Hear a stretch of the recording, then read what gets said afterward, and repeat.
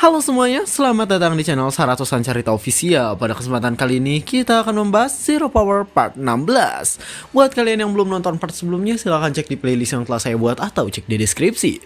Sebelumnya disclaimer, konten ini tidak akan membahas keseluruhan dari alur cerita Zero Power. Jadi jika kalian ingin mengetahui fullnya, silahkan baca di web legal dan jangan lupa tap love di web legalnya sebagai bentuk apresiasi bagi kreator. Dan oke, tanpa berbasa-basi lagi, mari kita langsung gaskan pada alur ceritanya.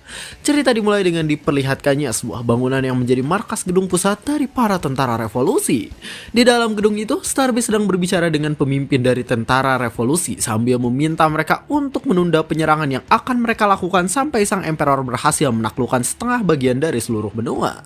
Pemimpin dari tentara revolusi itu bernama Xavier, dan di sana dia menanyakan alasan kenapa Starbase meminta mereka untuk menunda penyerangan. Sambil menaruh cangkir tehnya, Starbase menjelaskan bahwa jika sang emperor telah berhasil menaklukkan setengah bagian dari seluruh benua, maka dia sudah tak akan mungkin menghentikan peperangan tersebut. Starbase berkata bahwa pada saat itu adalah kesempatan bagi para tentara revolusi untuk menyerang sang emperor. Dia sangat yakin kalau pada saat itu tiba, sang emperor pasti telah kehilangan beberapa pasukannya, dan dia terpaksa harus mengganti posisi dari pasukan yang gugur itu dengan semua orang yang tersisa di kekaisaran, agar ambisi besar yang dimilikinya itu berhasil diwujudkan. Setelah mendengar penjelasan panjang itu, Xavier di sana tersenyum karena dia berkata kalau saja semua itu terjadi, maka sang emperor pastinya akan kesusahan untuk menghentikan pasukan revolusi yang memberontak kepadanya. Starbase membenarkan perkataannya itu, dan di sana Xavier langsung memuji strategi yang direncanakan oleh Starbase sambil berkata kalau pasukan revolusi akan mematuhi strategi tersebut. Lalu tak lama kemudian seseorang dari pasukan revolusi tiba-tiba masuk ke dalam ruangan itu sambil berteriak, "Ketua, Deonhard menerima perintah rahasia dari sang emperor dan sekarang dia sudah meninggalkan kediamannya."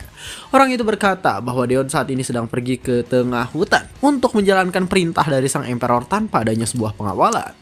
Spontan Xavier langsung berniat untuk bergerak karena kesempatan itulah yang selama ini dia tunggu. Di sana Starbase tersenyum sambil menyarankan agar pasukan revolusi segera membunuh Deon karena pergerakan Deon di masa depan sangat tak bisa diprediksi dan kesempatan emas seperti itu tak akan bisa muncul lagi.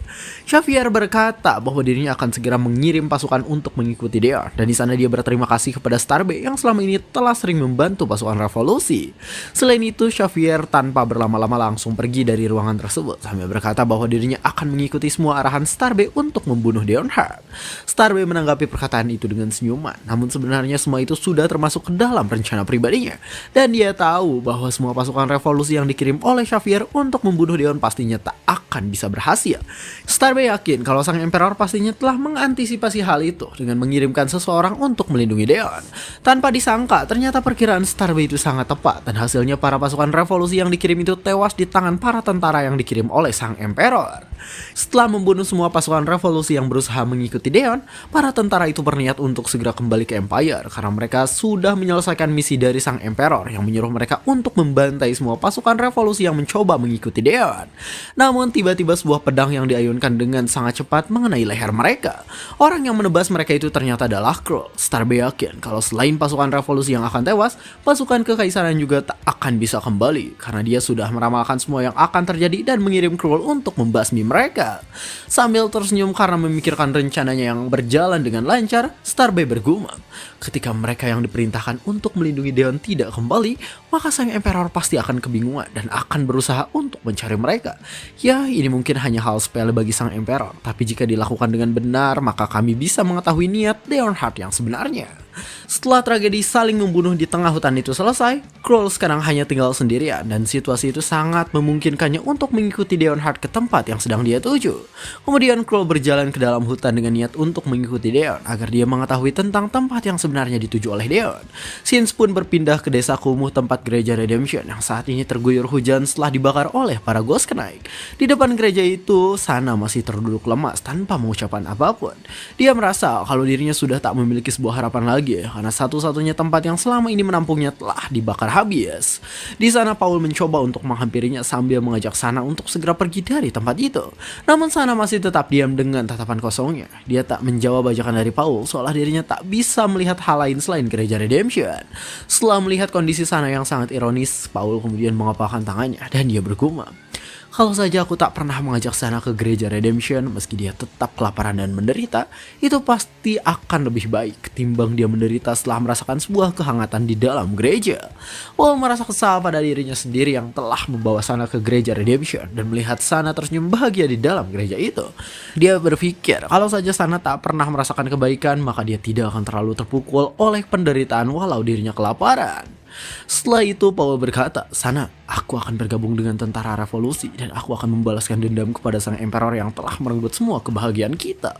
Paul mengulurkan tangannya kepada Sana dengan tujuan untuk mengajaknya pergi dan bergabung ke dalam tentara revolusi agar mereka bisa membalaskan dendam mereka kepada sang emperor. Sana sempat melirikan matanya ke arah Paul, namun setelah itu dia kembali tertunduk tanpa menjawab ajakan Paul dan masih tenggelam dalam keputusasaannya sendiri. Karena sikap Sana yang seperti itu, Paul memutuskan untuk pergi sendirian sambil berkata, "Oke, lupakan saja. Terserah kamu ingin hidup seperti apa. Kalau kau tidak mau ikut, kaulah yang akan merasakan kerugiannya." Sebelum pergi jauh meninggalkan Sana di tempat itu, Paul sempat membalikan badannya sambil berharap agar Sana bisa menjadi seseorang yang ramah tanpa terbawa oleh pengaruh buruk dari siapapun. Paul berpikir kalau saja dari awal dirinya tak pernah terikat dengan Sana, maka dia mungkin tak akan bisa merasakan rasa sakit mendalam seperti yang dialaminya sekarang. Namun semua itu adalah masa lalu. Paul tak bisa mengubah semua itu, dan dia hanya bisa menangis sambil menerima kenyataan tentang dirinya yang sudah tak bisa berhenti dan lebih baik berjalan menuju ke depan. Nah guys, benar banget nih kayaknya yang dirasain sama si Paul. Kalau sekarang kalian lebih merasa tersakiti sama seseorang, maka kalian berpikir kalau saja kalian tak pernah punya hubungan sama orang itu, mungkin kalian gak akan pernah tersakiti, ya kan? Tapi itu cuma masa lalu. Kita harus menerima semua rasa sakit dan kenyataan itu. Lalu kita harus move on dari masa lalu tersebut biar kita jadi orang yang lebih baik. Bijak gak? Oke, lanjut. Sins pun berpindah kembali ke dunia yang menjadi wilayah milik para demon. Di sana Ririnel sedang ditugaskan untuk berjaga bersama dengan satu orang bawahannya sambil menanyakan tentang kapan demon Arut sang Zero Corps Commander akan kembali. Tapi kemudian Ririnel melihat sesuatu. Dia seketika langsung pergi dari tempat yang dijaganya setelah dia melihat sebuah sinyal dari tembok yang ada di barat. Lalu saat Ririnel sampai di tembok barat, dia melihat seseorang yang berjalan masuk ke wilayah demon sendirian. Ternyata orang itu adalah Arut. Dia berjalan dengan santai memasuki wilayah demon dan di sana Ririnel langsung merasa senang setelah melihat Arut yang telah kembali ke Kastil Demon King. Ririnel dengan cepat langsung mendarat di depan Arut sampai dia menghempaskan tanah di sekitarnya akibat dari pendaratannya yang tidak terlalu mulus. Namun di sana Ririnel malah tersenyum sambil bertanya pada Arut tentang hasil dari misi yang Demon King berikan kepadanya. Arut hanya memasang tampang seram tanpa menjawab pertanyaan itu karena sebenarnya dia terkejut oleh kedatangan Ririnel yang sangat tiba-tiba.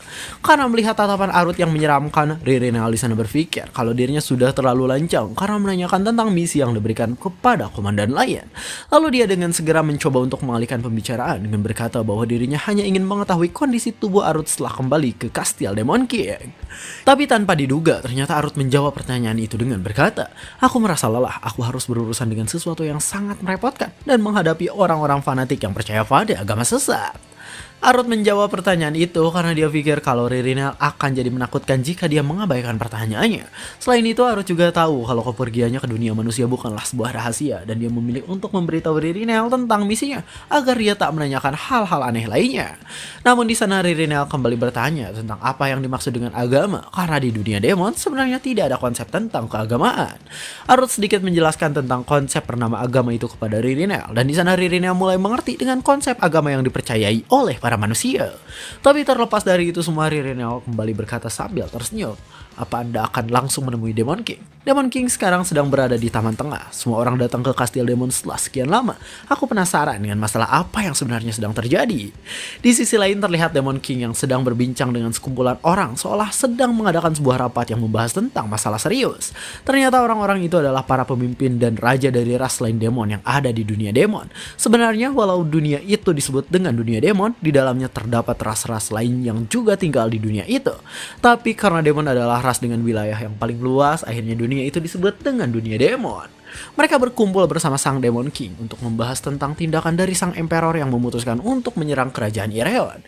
Namun yang menjadi masalah utamanya bukan hanya hal itu. Mereka tahu kalau sang emperor hanya menjadikan kerajaan Irion sebagai batu loncatan untuk mewujudkan tujuan sebenarnya, yaitu menguasai seluruh benua. Setelah mendengar keluhan dari para pemimpin ras, Demon King dengan santainya berkata, "Aku tak menyangka kalau sebenarnya kalian memiliki ketertarikan dengan dunia manusia." Tapi perkataan Demon King langsung ditanggapi oleh Fairy King dan berkata kalau kalau sang Emperor berhasil menguasai seluruh dunia, maka para manusia itu juga akan mengincar wilayah demon yang di dalamnya terdapat berbagai ras. Fairy King menyangkal perkataan Demon King yang mengira kalau dirinya tertarik dengan dunia manusia, karena dia membicarakan hal itu hanya karena dia tak bisa diam saja sebagai seorang raja dari ras yang dipimpinnya. Setelah mengoceh seperti itu, Fairy King memasang wajah serius sambil berkata, sebenarnya tindakan para demon juga mirip dengan tindakan yang sedang para manusia itu lakukan saat ini. Aku akan menghargai kalian kalau kalian tidak menyakiti rasku, tapi ceritanya akan berbeda jika kau melakukan kebalikannya. Demon King hanya menanggapi perkataan itu dengan senyuman tanpa sedikit pun menghiraukan tatapan tajam yang diarahkan kepadanya. Lalu setelah itu dia pun berdiri sambil berkata, ya, sekarang ini sangat kebetulan sekali karena mata-mata kami yang dikirim ke dunia manusia telah kembali. Ternyata Arut telah datang ke tempat itu dengan tujuan untuk berbicara pada Demon King sambil melaporkan keseluruhan dari hasil investigasinya di dunia manusia. Demon King menyambut kedatangan Arut dengan sangat meriah dan dia langsung membawa Arut ke dalam pertemuan itu sambil memperkenalkannya kepada semua pemimpin ras yang ada di sana. Sambil melepas segel yang sebelumnya dia pasang pada Arut, Demon King ingin memastikan kabar tentang sang Emperor yang ingin menguasai benua dan menjadikan kerajaan Ireon sebagai langkah pertamanya dengan bertanya kepada Arut.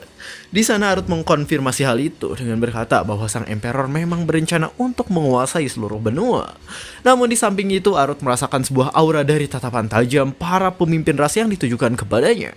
Di sana Fairy King berkata, kami mengerti bahwa informasi itu berasal dari seorang informan Demon King. Tapi apa kau pikir kami akan dengan mudah mempercayai seorang manusia?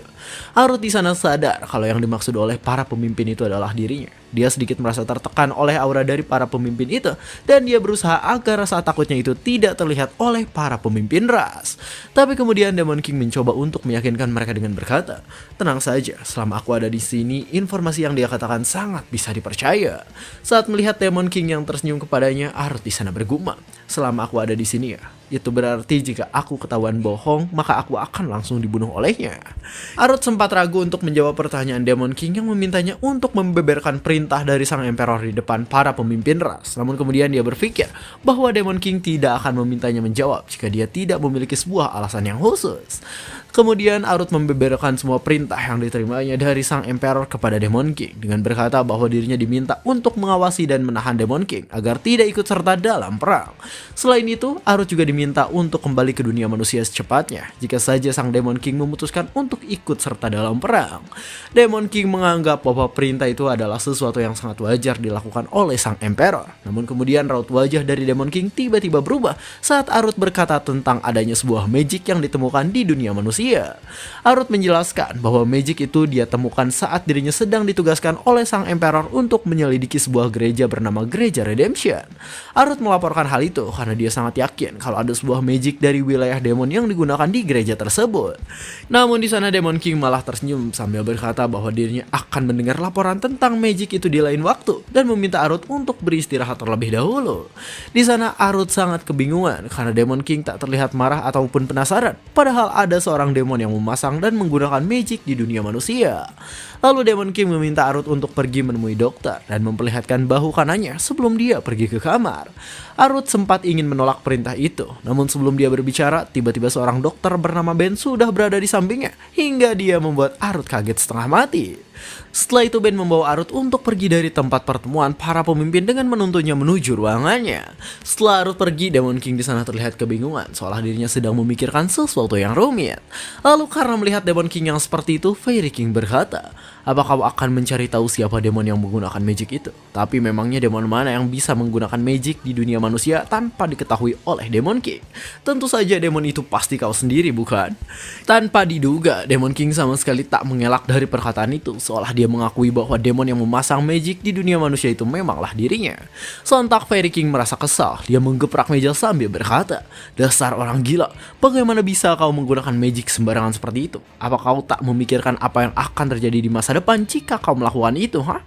Rasku adalah ras yang bisa merasakan aliran dunia dan kami sudah tahu kalau dunia memang sudah menunggu saat-saat itu. Fairy King sangat yakin bahwa sebentar lagi dunia akan mengirimkan seorang hero ke wilayah para demon. Dia menjelaskan bahwa hero yang datang kali ini akan sangat berbeda dengan hero-hero yang sebelumnya karena hero ini akan menjadi ancaman yang serius bagi Demon King. Tapi dengan santainya Demon King menjawab, Terus kenapa aku harus takut pada masa depan? Tak ada alasan yang bisa membuatku takut. Sudah sepantasnya bagi seorang hero untuk muncul, dan aku akan menjadi orang yang menyambutnya. Selain itu, aku sudah terlalu bosan. Aku sudah hidup sangat lama, dan hingga detik ini tak ada satu orang pun yang bisa menghiburku dalam sebuah pertarungan. Fairy King sangat merasa kesal dengan perkataan sombong yang keluar dari mulut Demon King. Namun meski begitu, dia tak bisa melakukan apapun, karena dia juga mengakui bahwa Demon King adalah seseorang yang bertindak sebagai garis pertahanan untuk melawan invasi dari para manusia. Setelah pertemuan yang cukup panjang itu, para pemimpin ras pun akhirnya pergi meninggalkan tempat itu dengan wajah yang terlihat kurang puas, karena mereka pikir bahwa keberadaan mereka akan diketahui oleh manusia saat mereka berhasil menembus dunia demon. Mereka masih berpikir keras tentang cara mereka melawan invasi dari para manusia sambil mempertimbangkan langkah-langkah yang harus mereka ambil. Tapi kemudian tiba-tiba mereka merasa kalau ada sesuatu yang mencekik mereka dengan kuat hingga mereka tak bisa mengeluarkan suara apapun. Di sana sang Demon King berkata sambil mengeluarkan aura yang mencekam. Memang bagus, tapi apa kalian bisa bicara dengan lebih sopan? Aku tak mengharapkan gelar ataupun penghormatan dari kalian. Tapi apa yang bisa dilakukan oleh pemimpin ras gagal seperti kalian selain menerima perlindungan padaku? Hah? Tak ada gunanya berurusan dengan anak-anak. Aku tahu budaya kalian sangat berbeda dengan para demon. Tapi lain kali cobalah untuk menyembunyikan hal itu. Dan aku akan mencoba untuk lebih bersabar. Sementara itu di dalam kastil, Arut masih terus bermain kejar-kejaran dengan Ben yang memaksanya untuk diperiksa dan memperlihatkan luka di bahu kanannya. Arut di sana masih tetap bersikeras untuk menolak permintaan Ben dengan berkata bahwa dirinya akan segera sembuh setelah beristirahat. Tapi Ben masih sangat mengkhawatirkan kondisinya. Selama ini Ben selalu beranggapan kalau Arut sama sekali tidak pernah menghargainya sampai membuat semua orang khawatir. Ben berpikir bahwa Arut selalu memprioritaskan nyawa orang lain dibanding nyawanya sendiri. Namun dia sangat berharap agar Arut sedikit perhatian pada kondisi tubuhnya dan membiarkan Ben untuk memeriksanya. Tapi pada akhirnya Ben tak bisa membujuk Arut dan terpaksa menyerah untuk memeriksanya. Tak lama kemudian Ben datang dengan tergesa-gesa ke ruangan Demon King sambil berteriak setelah dia mendengar kalau Arut mulai batuk darah lagi. Di sana Demon King menemani Arut sendirian dan kemudian dengan wajah yang terlihat cemas dia berkata, "Kenapa dokternya lambat sekali? Aku tidak menunjukmu sebagai dokter pribadi untuk Arut jika kau selambat ini." Arut di sana tak mengatakan apapun untuk menyangkal perkataan Demon King karena dia sibuk menahan darah yang keluar dari mulutnya. Karena hal itu Ben meminta maaf kepada sang Demon King karena dia merasa kalau dirinya telah gagal sebagai dokter pribadi Demon Arut. Ben sangat menyesal karena sebenarnya dia tahu kalau kondisi tubuh dari Arut tidak cukup baik setelah dia melawan sang hero. Namun yang membuatnya merasa gagal adalah karena dirinya tak selalu berada di samping Arut. Ben berpikir bahwa kali ini Arut tak akan mengampuninya karena sudah gagal menjadi dokter pribadi baginya. Dia sangat yakin kalau perjalanannya akan segera berakhir karena Arut akan segera membunuhnya. Tapi pemikiran itu ternyata salah. Saat Arut terbaring di tempat tidurnya, dia dengan santai berkata bahwa dirinya tidak akan sampai membunuh Ben. Ben mencoba menanyakan alasan Arut yang bersedia mengampuninya meskipun dia telah gagal sebagai seorang dokter. Tapi di sana Arut berkata, "Aku tidak akan membunuhmu hanya karena hal sepele semacam ini. Tidak apa-apa, kembalilah bekerja." Spontan Ben sangat terkejut sampai dia tak bisa mengucapkan apapun. Kekagumannya pada Arut semakin meningkat setelah Arut dengan senang hati bersedia untuk mengampuninya. Bahkan perasaan itu masih dia rasakan saat dia sudah keluar dari ruangan Arut. Ben masih tidak percaya dengan kebaikan besar Arut yang bersedia mengampuninya. Para penghuni di dalam kastil Demon King berlarian ke arah Ben karena mereka tak menyangka kalau Ben masih tetap hidup meskipun tubuhnya tak berhenti gemetaran. Lalu sambil mengangkat kepalanya, Ben berkata dengan penuh rasa bangga, "Aku sangat bangga bisa menjadi dokter pribadi dari Tuan Demon Arut yang merupakan Zero Corps Commander." Ben tak bisa menghilangkan rasa kagumnya pada Arut. Dia sebelumnya sudah tahu kalau Arut memang satu-satunya komandan yang sangat lembut terhadap bawahannya. Namun dia tak pernah menyangka kalau Arut akan mengampuni seseorang yang bahkan telah gagal menjalankan tugasnya. Mulai dari saat itu Ben bersumpah bahwa dirinya akan bekerja lebih keras agar dia tak mengecewakan Arut lagi di masa yang akan datang. Keesokan harinya Arut terlihat sangat kerepotan saat Ben menghampirinya dengan mengatakan bahwa dia harus melakukan pemeriksaan terlebih dahulu. Padahal kemarin Ben berkata kalau tubuhnya baik-baik saja. Dengan penuh semangat Ben menunjukkan sebuah kalung berwarna merah kepada Arut dan memintanya untuk memperhatikan kalung tersebut. Di sana Arut kebingungan dengan apa sebenarnya kalung itu. Dan di sana Ben langsung menjawab bahwa kalung itu adalah Magic Stone yang dibuat dari darah Arut dan dikombinasikan dengan magic milik Demon King. Spontan Arut terkejut bukan main karena dia sama sekali tak mengetahui tentang kalung kapan Ben mengambil darahnya. Namun di sana Ben malah tersenyum sambil menjelaskan bahwa dirinya akan mendapatkan sebuah sinyal melalui kalung tersebut jika terjadi sebuah masalah pada kecepatan sirkulasi atau kualitas darah milik Arut. Selain itu, Ben berkata bahwa dirinya bisa mengetahui posisi Arut lewat perantara kalung itu, sehingga dia bisa datang secepatnya ke tempat Arut berada ketika terdapat masalah di tubuh Arut. Tapi Ben juga sedikit mengeluh karena benda itu tak bisa ia gunakan jika Arut sedang berada di luar wilayah para demon, dan dia akan membicarakan hal itu dengan Demon King agar benda yang dibuat olehnya bisa semakin berguna. Karena penjelasan yang cukup merepotkan itu, Arut tak ingin ambil pusing dan memilih untuk membiarkan Ben melakukan apapun sesuka hatinya sambil kembali berjalan menuju ruangannya. Di depan pintu ruangan itu Ed sudah menunggunya, dan di sana Ed langsung menyambutnya dengan berkata sambil tersenyum, "Tuan Arut, saya sudah menunggu Anda sejak saya mendengar kalau Anda telah kembali ke kastil Demon King. Tapi kenapa Ben juga ada di sini?" Dengan penuh percaya diri Ben di sana menjawab, "Hah? Bukankah sudah wajar kalau aku selalu berada di samping Tuan Arut?" Karena mendengar Ben yang berkata seperti itu, Ed secara spontan langsung menghampiri Arut dan memeriksa kondisi tubuhnya. Karena dia berpikir kalau Arut mengalami sebuah luka setelah kembali dari dunia manusia. Ed sangat marah sampai dia menghina para manusia yang tidak merawat Arut dengan benar dan bahkan menyebut para manusia itu dengan sebutan makhluk lemah yang tak berguna. Sedangkan Arut di sana hanya bisa terdiam karena dia tersinggung oleh perkataan Ed karena sebetulnya dia juga adalah seorang manusia. Lalu tak lama kemudian Hin datang ke tempat itu dan mendatangi Arut sambil memintanya untuk ikut ke suatu tempat. Namun tanpa disangka, Ed langsung mendatangi Hin dan menjiwirnya seolah Hin adalah seekor kucing. Dengan tatapan yang menyeramkan, Ed berkata kepada Arut kalau dirinya akan keluar sebentar sambil membawa Hin bersamanya. Karena melihat Ed yang mengeluarkan aura seperti itu, Arut mulai gemetaran dan dia bergumam, kenapa dia tiba-tiba marah? Dunia demon memang sangat menakutkan. Dan cerita pun bersambung. Sangat menakutkan tapi menyerukan ya guys ya. Mending dunia demon gitu daripada dunia manusia. Banyak banget masalahnya, komplikasi banget. Rata-rata drama di dunia manusia. Coba komen di bawah, bener gak para manusia itu banyak drama?